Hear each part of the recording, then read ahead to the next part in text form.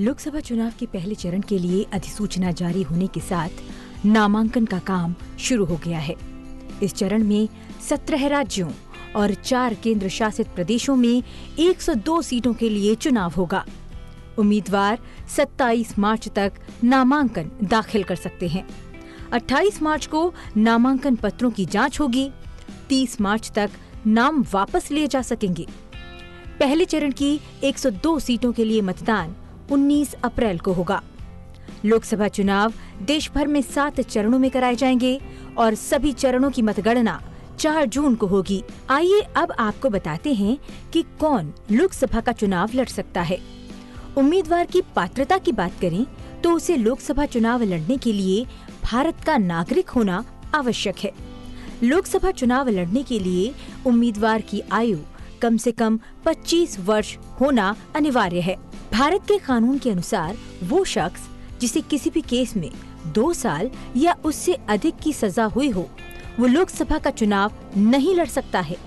भारत के लोक प्रतिनिधित्व अधिनियम 1951 की धारा 4D के अनुसार वो शख्स जिसका नाम मतदाता सूची में नहीं है, वो चुनाव नहीं लड़ सकता है।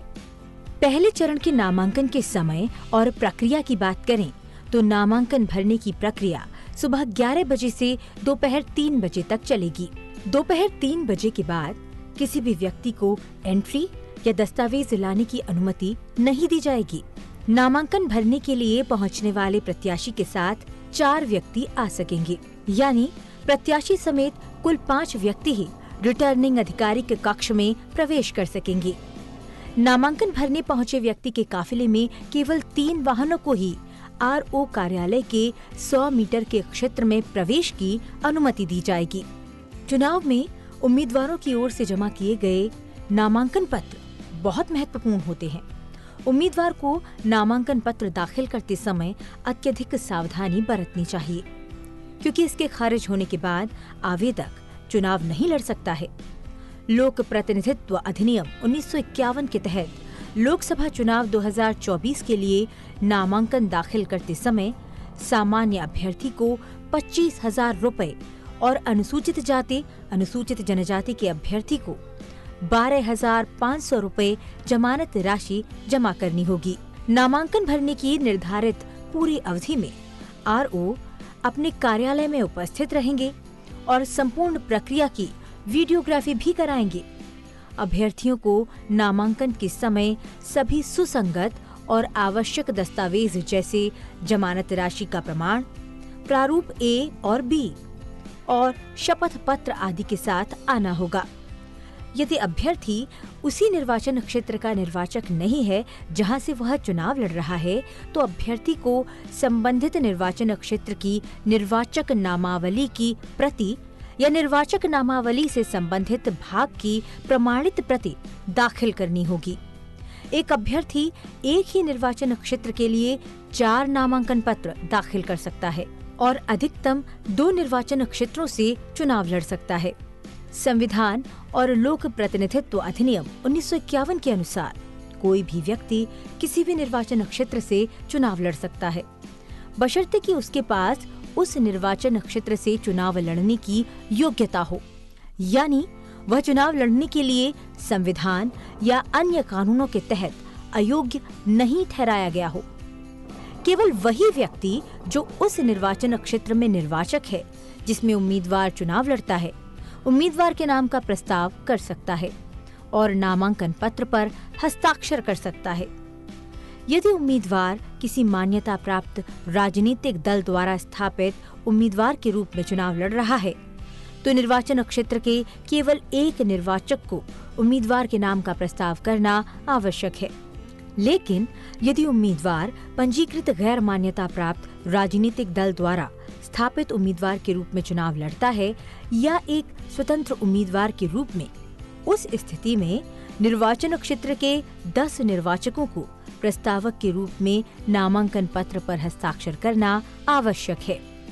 अनुसूचित जाति या अनुसूचित जनजाति के लिए आरक्षित निर्वाचन क्षेत्र में चुनाव लड़ने के लिए उम्मीदवार को नामांकन पत्र के साथ ये घोषणा करनी होती है कि वो अनुसूचित जाति या अनुसूचित जनजाति से है। एक निर्वाचन क्षेत्र के लिए एक उम्मीदवार या उसकी ओर से अधिकतम 4 नामांकन पत्र दाखिल किए जा सकते हैं। अनुच्छेद 84 और 173 के अनुसार एक उम्मीदवार को संविधान की 3री अनुसूची के तहत निर्धारित प्रपत्र में इस आशय की शपथ लेनी और हस्ताक्षर करना आवश्यक है कि उसे संविधान में सच्ची आस्था और अखंड विश्वास है और वो भारत की संप्रभुता और एकता का समर्थन करता है। रिटर्निंग अधिकारी को नामांकन पत्र प्राप्त होते ही उसकी प्राप्ति की सूचना देनी होगी। नामांकन पत्र की प्राप्ति के साथ रिटर्निंग अधिकारी को उम्मीदवार को नोटिस देकर सूचित करना होगा कि नामांकन पत्र की जांच किस तारीख, समय और स्थान पर होगी और यह सलाह दी जाती है कि उम्मीदवार रिटर्निंग अधिकारी से ऐसी रसीद और नोटिस प्राप्त कर ले।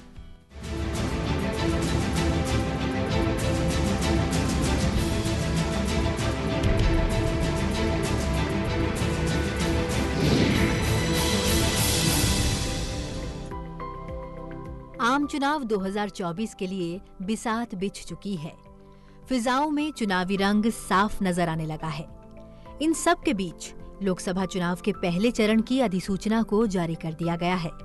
इस चरण में 17 राज्यों और 4 केंद्र शासित प्रदेशों की 102 सीटों पर चुनाव होगा। इसी के साथ इन सभी 102 सीटों पर प्रत्याशियों के नामांकन दाखिल करने की प्रक्रिया भी शुरू हो गई है। पहले चरण के चुनाव में 21 राज्यों की 102 लोकसभा सीटों पर वोट डाले जाएंगे। 19 अप्रैल को होने वाले पहले चरण में तमिलनाडु की 39, राजस्थान की 12, उत्तर प्रदेश की 8, मध्य प्रदेश की 6, उत्तराखंड, असम और महाराष्ट्र की 5-5, बिहार की 4, पश्चिम बंगाल की 3, अरुणाचल प्रदेश, मणिपुर, मेघालय की 2-2 और छत्तीसगढ़, मिजोरम, नागालैंड, सिक्किम, त्रिपुरा, अंडमान और निकोबार द्वीप समूह, जम्मू कश्मीर, लक्षद्वीप और पुडुचेरी में 1-1 सीटों पर मतदान होगा। So phase 1, this will look like this. ये मैप भी हम आपको प्रोवाइड कर देंगे। अभी ये जो येलो पोर्शन है ये ऐसा दिखाई देगा। तो इसमें जो फेज 1 का जो मैप है इसमें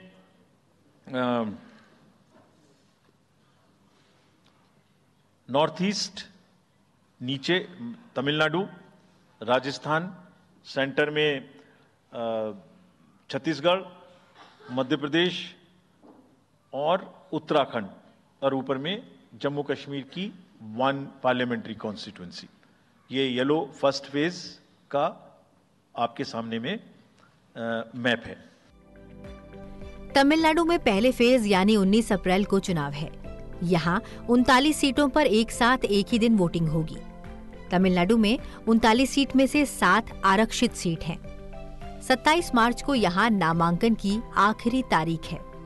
तमिलनाडु में 6.18 करोड़ कुल मतदाता हैं। इनमें से 3.14 करोड़ महिला और 3.03 करोड़ पुरुष मतदाता शामिल हैं। राजस्थान में लोकसभा की 12 सीटों के लिए अधिसूचना जारी हो गई है। पहले चरण के गंगानगर, बीकानेर, चूरू, झुंझुनू, सीकर, जयपुर ग्रामीण, जयपुर, अलवर, भरतपुर, करौली धौलपुर, दौसा और नागौर लोकसभा क्षेत्र के लिए नामांकन प्रक्रिया भी 20 मार्च से शुरू हो गई है। 27 मार्च तक प्रत्याशी इनके लिए अपने नामांकन दाखिल कर सकेंगे। पहले चरण में उत्तर प्रदेश की जिन लोकसभा सीटों पर चुनाव होना है उनमें सहारनपुर, कैराना, मुजफ्फरनगर, बिजनौर, नगीना सुरक्षित, मुरादाबाद, रामपुर और पीलीभीत शामिल हैं। इन सीटों के लिए नामांकन भरने की अंतिम तिथि 27 मार्च है।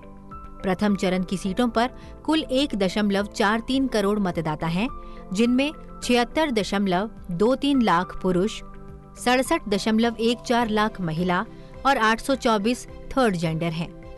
इन निर्वाचन क्षेत्रों में कुल 7,693 मतदान केंद्र हैं। मध्य प्रदेश की 29 में से 6 लोकसभा सीटों पर पहले चरण में 19 अप्रैल को मतदान होगा। इसके लिए चुनाव आयोग की ओर से नोटिफिकेशन भी जारी किया जा चुका है। पहले चरण के लिए 27 मार्च तक नामांकन दाखिल हो सकेंगे। 28 मार्च को नामांकन पत्रों की जांच होगी और 30 मार्च तक नाम वापसी संभव होगी। पहले चरण में सीधी, शहडोल, जबलपुर, मंडला, बालाघाट और छिंदवाड़ा के लिए वोट डाले जाएंगे। बीजेपी की ओर से इन सभी 6 सीटों पर अपने प्रत्याशी उतार दिए गए हैं। कांग्रेस की बात करें तो फिलहाल सीधी, मंडला और छिंदवाड़ा में ही प्रत्याशी तय हुए हैं। उत्तराखंड में लोकसभा चुनाव की तारीखों का ऐलान हो गया है। यहाँ सभी 5 लोकसभा सीटों पर पहले चरण में यानी 19 अप्रैल को चुनाव कराए जाएंगे। इसके लिए अधिसूचना जारी कर दी गई है। चुनाव आयोग मुताबिक यहाँ टेहरी गढ़वाल, अल्मोड़ा, नैनीताल उधम सिंह नगर और हरिद्वार लोकसभा सीटों पर चुनाव होने हैं। इन सभी सीटों पर उम्मीदवार अपने नामांकन 27 मार्च तक दाखिल कर सकेंगे। वहीं 28 मार्च को उनके नामांकन पत्रों की जांच होगी और फाइनल लिस्ट तैयार होने के बाद 19 अप्रैल को वोटिंग कराई जाएगी। चुनाव आयोग के मुताबिक इस बार शारीरिक रूप से अक्षम लोगों के घर घर जाकर वोट लेने की योजना है। इस बार राज्य में 85 साल से अधिक आयु के मतदाताओं को अपने घर में ही मतदान की सुविधा देने की कोशिश होगी। असम में 14 लोकसभा सीट के लिए 19 अप्रैल से 3 चरणों में मतदान होगा। पहले चरण में जिन लोकसभा सीटों पर मतदान होना है, उसके अनुसार पहले चरण में काजीरंगा, सोनितपुर, लखीमपुर, डिब्रूगढ़, लखीमपुर में 19 अप्रैल को मतदान होगा। पहले चरण की अधिसूचना 20 मार्च को जारी हो गई है। नामांकन दाखिल करने की आखिरी तारीख 27 मार्च है। नामांकन पत्रों की जांच 28 मार्च को होगी और नाम वापस लेने की आखिरी तारीख 30 मार्च है। लोकसभा चुनाव का चुनावी बिगुल बज चुका है। पूरे देश की निगाह उत्तर प्रदेश के बाद 48 सीटों वाले महाराष्ट्र पर टिकी है, जहां 5 चरणों में चुनाव होंगे। यह पहली बार है जब महाराष्ट्र में 5 चरणों में लोकसभा चुनाव होने जा रहे हैं। महाराष्ट्र में पहले चरण का चुनाव 19 अप्रैल को 5 सीटों पर होगा। पहले चरण में जिन सीटों पर चुनाव होना है, उनमें रामटेक, नागपुर, भंडारा गोंदिया, गढ़चिरौली चिमूर और चंद्रपुर शामिल हैं। इसमें रामटेक और नागपुर सीट को छोड़ दिया जाए तो भंडारा गोंदिया, गढ़चिरौली और चंद्रपुर सीट को नक्सल प्रभावित माना जाता है। नामांकन पत्रों की जांच 28 मार्च को की जाएगी। वहीं बिहार में पहले चरण में जिन लोकसभा सीट के लिए मतदान होना है, उनके लिए नामांकन दाखिल करने की आखिरी तारीख एक त्योहार की वजह से बढ़ाकर 28 मार्च की गई है। बिहार की 40 में से 4 लोकसभा सीट पर मतदान प्रथम चरण में होगा। नामांकन पत्रों की जांच 28 मार्च को की जाएगी। बिहार के लिए यह तारीख 30 मार्च है। नामांकन वापस लेने की आखिरी तारीख 30 मार्च है। वहीं बिहार में प्रथम चरण की 4 सीट के लिए नामांकन वापसी की प्रक्रिया 2 अप्रैल तक जारी रहेगी। Last date of withdrawal would be 30th March and date of poll would be 19th of April. इसमें फेज 1 का शेड्यूल एक दिन से हमें 2 बार करना पड़ रहा है। फिर बिहार के लिए वहां एक फेस्टिवल है, तो नोटिफिकेशन की डेट सेम है, लेकिन बस लास्ट डेट ऑफ विड्रॉल हमें 30 मार्च की जगह 2 अप्रैल सिर्फ बिहार के फर्स्ट फेज के लिए करनी पड़ रही है, क्योंकि वहां त्योहार हैं। और 19 अप्रैल को यहां वोटिंग होगी और पूरी कंट्री में 4 जून को काउंटिंग होगी। पश्चिम बंगाल में पहले चरण में जिन 3 लोकसभा सीटों पर चुनाव होना है, उनमें कूच बिहार, अलीपुरद्वार और जलपाईगुड़ी लोकसभा सीट शामिल है। पहले चरण में 19 अप्रैल को उत्तरी पश्चिम बंगाल के 3 लोकसभा क्षेत्रों में चुनाव में केंद्रीय बलों की लगभग 250 कंपनियां तैनात की जाएंगी। हर जिले में एक कंट्रोल रूम होगा और वरिष्ठ अधिकारी उसके प्रभारी होंगे। केंद्रीय सशस्त्र पुलिस बल की एक कंपनी में लगभग 100 कर्मी होते हैं। यानी इन 3 सीटों पर चुनाव के लिए लगभग 25,000 कर्मियों को तैनात किया जाएगा। अधूरी हसरतों का इल्जाम हर बार हम पर लगाना ठीक नहीं, ये ईवीएम कह रही है, मैं नहीं कह रहा हूं। अधूरी हसरतों का इल्जाम हर बार हम पे लगाना ठीक नहीं। वफा खुद से नहीं होती, खता ईवीएम की कहते हो। और बाद में गोया जब परिणाम आता है तो उस पर कायम भी नहीं रहते, आप ही के पक्ष में रिजल्ट आ जाता है। ये क्या बात है भाई? कितने दिन? EVMs are 100% safe, 100% sure. We know now in last 2 years again we have done large number of improvements.